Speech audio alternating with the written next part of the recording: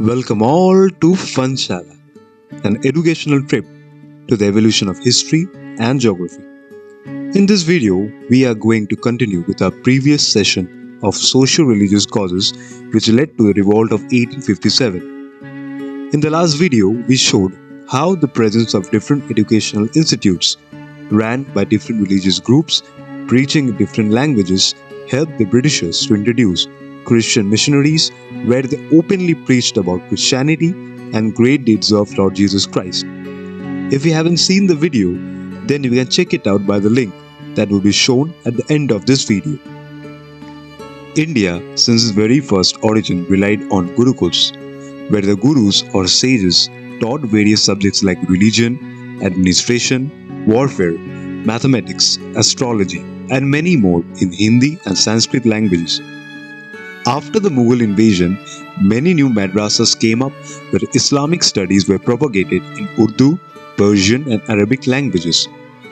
Hence, when the British arrived, they had to face a wide range of cultural diversity and differences. They wanted to introduce a common medium that would be beneficiary for them and would be taught in all newly introduced Christian missionaries. This brought a conflict among the Britishers on what kind of education and in what language should they propagate. This got them to get divided into two sects, the Anglicist and the Orientalist. The Orientalists were led by Dr. H. Wilson and H.T. Princeps, who all advocated Sanskrit, Arabic, Persian medium of education and wanted to stick to the traditional mode of teaching. On the other hand, the Anglicists were led by Charles Trevelyan and Eliphas Stone, who advocated the imparting of Western education through the medium of English.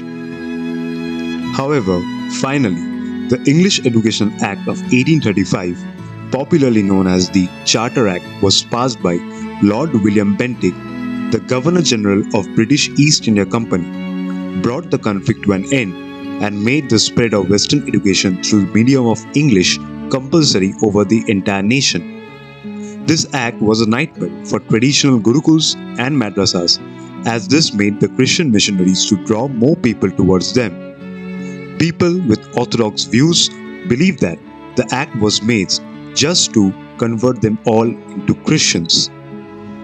After altering the educational system of the nation, the Britishers started to nose around into religious and cultural beliefs of the people. The Religious Disabilities Act of 1850 was launched, which enabled to convert from Hinduism to inherit the property of the family. Although this act got removed by 1856, as the Hindus were finding such act very insensitive, as it provoked one to give up their religion to inherit something for which they had complete right for. Besides all this, Britishers took several steps along with the assistance of eminent social reforms like Raja Ram Mohan Roy and Ishwar Chandra Vidyasagar to remove certain social evils like sati and female infanticide. Back then, sati was considered to be a holy ritualistic practice, where the wives were forced to die if their husbands died before them, as it was believed that the main aim of the wives was to serve their husbands, and after their death, the wives had no right for living at all.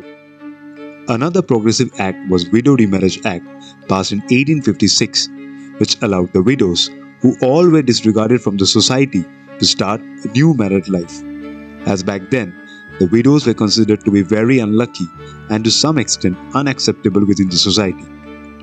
Though all these measures were very much progressive, but the people with traditional orthodox mindset thought it would be a dangerous threat to alter and interfere into their religious beliefs. The Britishers always had this sense of superiority over Indians. They thought it was their right that they would insult, humiliate, and even kill the Indians on the basis of racial superiority.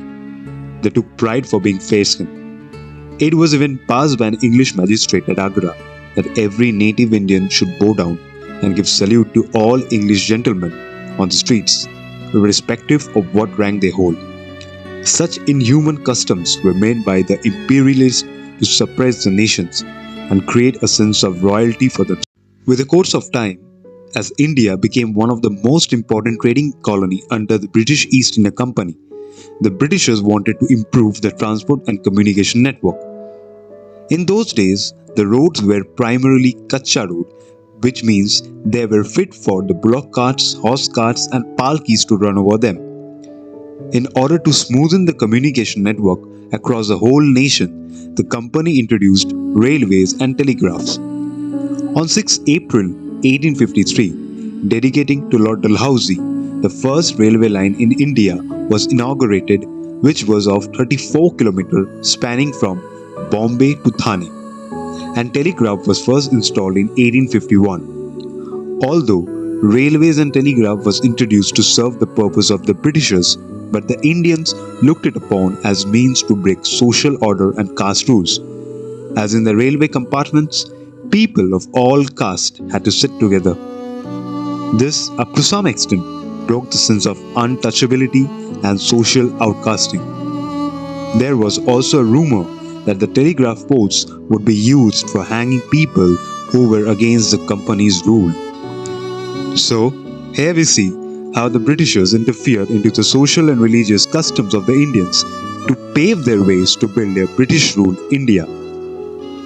In the next video, we are going to come up with some other causes that led to the Great Revolt of 1857. Till then, stay tuned to Fanshala and subscribe to my channel for more educational videos. Always remember, it's Fanshala from us to you.